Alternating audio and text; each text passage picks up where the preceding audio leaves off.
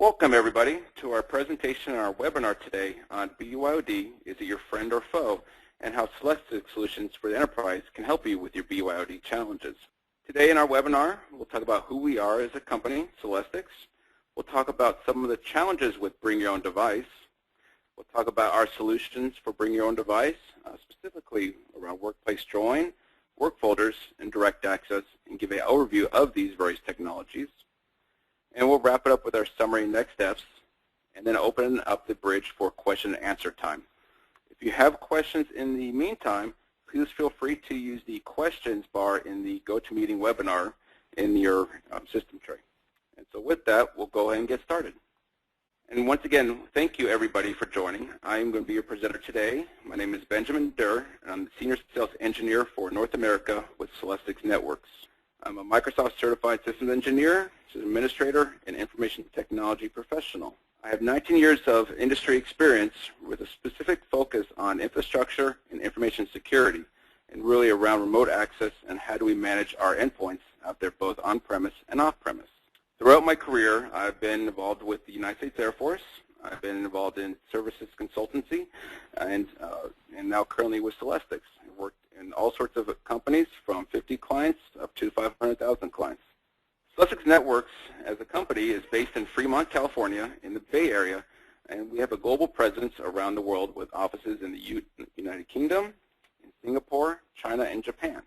We've been in business since 1999, started really making appliances for RSA and a security platform, and from there have launched into the various Microsoft Remote Access products.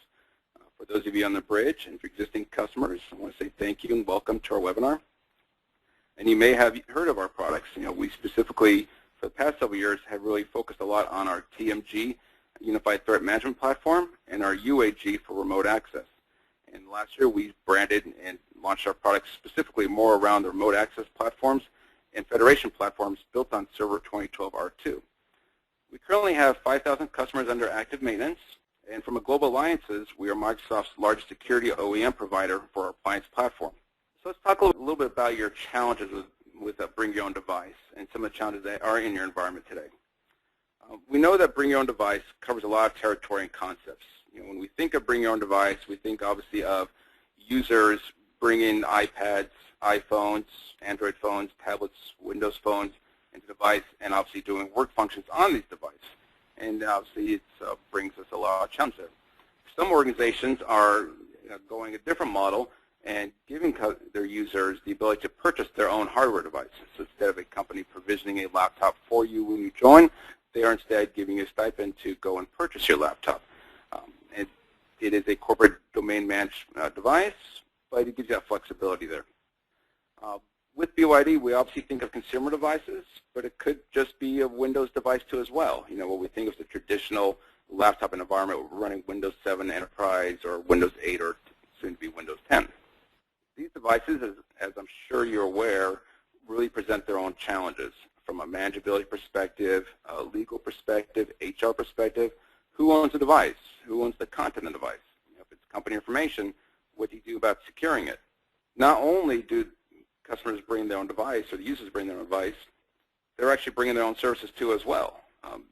With Android and Google, they've really tied a lot into their service stack. And when we think of some of the risks that are posed with that, I think of things like Google Drive. All right, so customers are using these services to synchronize their files. They're bringing their own photo sharing sites, their own document management software. Are they really also as well jailbreaking these devices? So what is really the endpoint security of devices? As well as from a regular Windows environment or Mac OS environment, are these devices secured? If they're a home device, are their kids downloading games and software? Who knows? So the ultimate question for us as IT professionals is, how do we really enable our organization to be a service platform that our users will subscribe to? And therefore, we don't need to, by way of not providing services, enable a shadow IT platform. In other words, how do we swing users to use our own services and make them available for them so they don't use their own services? So from a kind of risk perspective, if we think about broadly the risks there and things that keep information security professionals up at night, what are some of the challenges there, things that we worry about? Obviously, number one is data leakage, data loss. We have devices, we have Dropbox-like services, obviously, OneDrive, Google Drive, Apple iDrive. How do we protect the content out there, or how do we enable our users to provide or have access to the content, but at the same time still be able to secure that content and ensure that, hey, when an employee is terminated, they no longer have access. Cloud-based file sync services is one of the big challenges out there right now. Organizations may be looking to limit internal access through proxy filtering or firewall rules, but users are going to get around that. They may port their documents home and then synchronize from there. What about employee terminations and the data residing on these personal devices? It's becoming a big mobile device management feature to segregate this content, but that's not going to take care of all the scenarios. How do we also differentiate between approved and unapproved devices? How many devices is a user allowed to have? If we give the user a device or assign them an iPhone, for example, how do we make sure that they're not using other devices with their corporate resources, for example, their own iPads? Should we be able to trust those devices is a big security concern. Even though the user may have a physical device, how do we ensure that it's not being jailbroken, that it's meeting basic management policy? If we're also letting users to use their own devices, we're opening it up for them, which is okay risk. Should we trust the devices and to what level? And can those devices affect the security of managed systems? These devices will be plugged into a corporate laptop at some point to do things like managing their music with iTunes or applications. If those devices have viruses on them or are infected, could they compromise the effect of managed domain clients? So in our discussion today, we're going to talk about the different technologies around BYOD and specifically the Microsoft and Celestica partnership and how we can help mitigate some of these risks for you. So let's take a look at some of our solutions there. We'll broadly break them down into 3 discrete categories. The first category is, how do I control access? So I know I have these devices in my environment. How do I really, have a comfort level that the user is coming from a device that is a known device and that really the user credentials have been compromised? So in other words, how can we use that device as potentially a factor of authentication? And the answer there is around Workplace Join. So Workplace Join is a component of Windows Server 2012 R2 and Microsoft Federation Services. And what it does is it works in conjunction with ADFS and by adjunct the web application proxy, and it's used to really leverage the device as a second factor. What happens in the process, the user will register the device in Active Directory, and applications can leverage these device attributes, and specifically the web application proxy role. The device is also provisioned at this time with a custom certificate profile, and it's used during the authentication method to properly identify the device. So in other words, an attacker can't necessarily lift the certificate and put it on another device. If an attacker is using their own device, for example, if they don't have this registration plus the certificate, they're not going to get access to the application. And as I mentioned, out of the box, Web Application Proxy uses Workplace Join for deterministic access. And it can be global or per application access. And not only that, because the device is registered in Active Directory, as an application developer, you have the ability to read these attributes and use that in your own authentication for your own systems. So for example, if you have an application that you're developing, a web-based application, and you want to make sure only properly registered devices can access that, you can use that as part of that authorization attempt as well too. So with controlling access, Workplace Join really solves some of the gaps or bridges the gaps of, we have proliferation of devices, how can I ensure that only the trusted devices have access? Now obviously you'd like to use it in conjunction with a proper MDM solution to ensure the security device so they can work hand in hand there. The next area of concern, and broadly categorized, is how do we keep control of information? Obviously, we can do things around DLP, data loss prevention software. We can do file classification. We can do encryption of the files, especially around some of that information rights management, where we can tag documents, encrypt them, and assign certain usage rights and expiry times for these kind of documents. And that works well for software that has these capabilities, specifically Microsoft Office and rights management services. What about other types of content? What about other types of information? And then broadly speaking, how can we provide, again, that file synchronization platform for our users? So we know information is going to leave the perimeter at some degree. How do we enable a platform, in other words, to really try to keep some sort of control over this information? And the answer is what's called work folders. And if you haven't heard about it, it's a new role in Windows Server 2012 R2. and allows you to create in your own infrastructure this Dropbox-like or OneDrive-like scenario for your own user files. It's HTTPS-based, so all traffic is over SSL, allows for multiple device synchronizations, and it integrates into the user file system, just like OneDrive. So users can selectively choose what they would like to synchronize to the other device. It helps to centralize your control over your company information, as in the files are stored in your data center. Or you can leverage Amazon or Azure infrastructure as a service to host these roles too as well. Encryption occurs when the data is in motion and at rest. So in other words, as files are synchronized, it's over an SSL TLS channel, and then when it's on the device, it's in an encrypted blob. Access to this encryption is terminated when the user account is terminated, or when you disable an Active Directory. So in other words, the user has to authenticate to the web, in our role, the web application proxy, and once the authentication is denied, the user will no longer have access to that data. It's very simple. Work folders helps to simplify your administration as well, because now you have the ability to back up and recover these files. It integrates with the existing Windows file service infrastructure. So if you're using things like file classification infrastructure to apply taxonomy to your files, if you're applying information rights management, if you're integrating with DLP, we'll integrate with all those various components and simply enable users to do the file sync as they need to. And lastly, it integrates with Workplace Join. And you can see how these technologies, even standalone, can work together. And with Workplace Join, we are obviously looking to limit access to registered devices.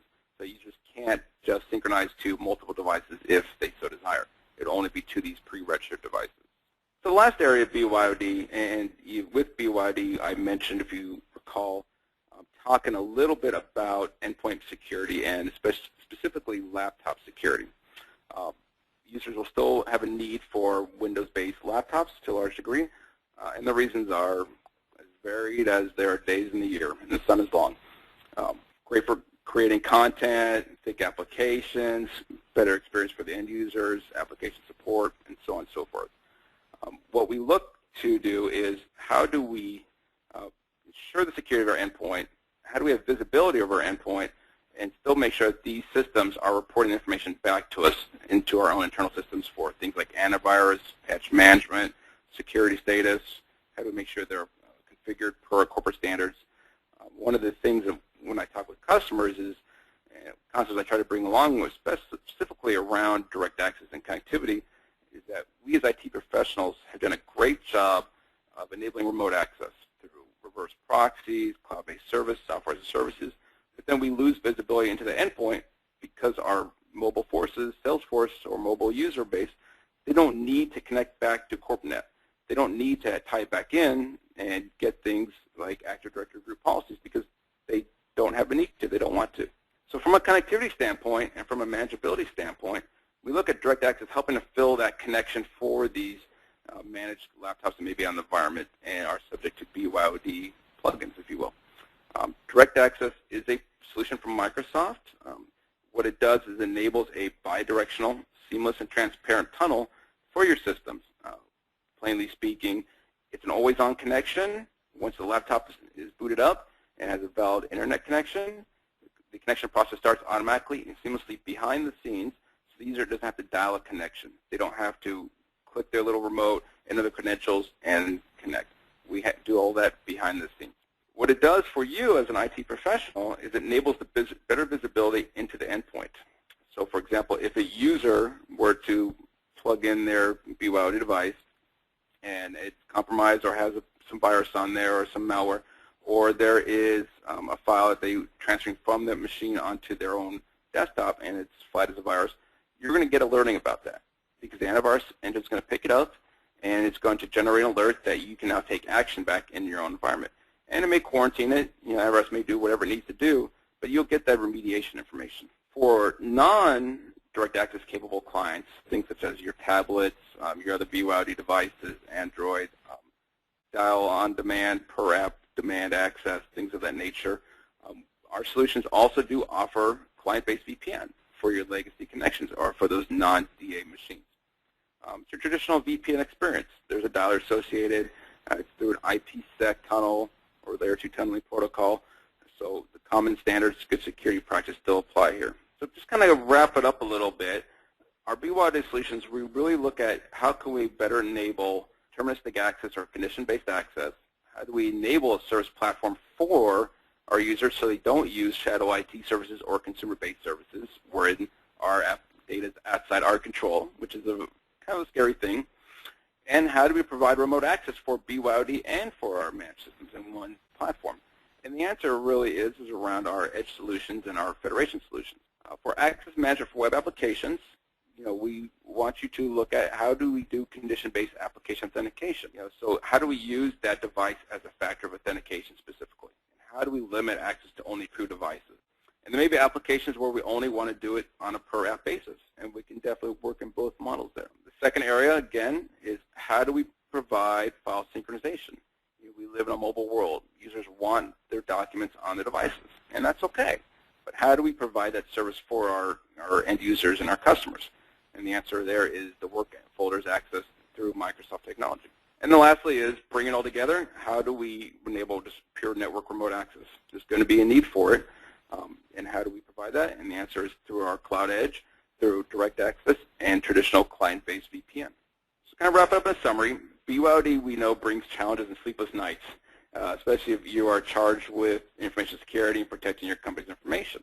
We want to help you reduce your information leakage and loss, especially around the case of terminated employees. Once they leave, they have access to data. It's just going to happen. And how do we improve our endpoint management and security? We want you to help enable better service for users, enhance your security, and reduce user pain. Often there is a push and pull between security and end-user functionality. We're all aware of the fine line that we need to walk. With our solutions, I think we can help you manage both effectively and help you take back control at the end. And as an organization, a service provider, we are one call for implementation support needs. So we do offer support for all our products, also professional services for implementation and ongoing activities, and pre-deployment supports. So I encourage you to visit our website. We do offer deep dives for specific topics, so if you want to drill into more technical discussions, we are here for you. We have a no-cost evaluation program for our solutions, so you can definitely try before you buy in your own data center, and then we'll help you through that proof of concept system. So at this point, I would like to open up for any questions from the audience, and thank you for attending our presentation today, and have a great day.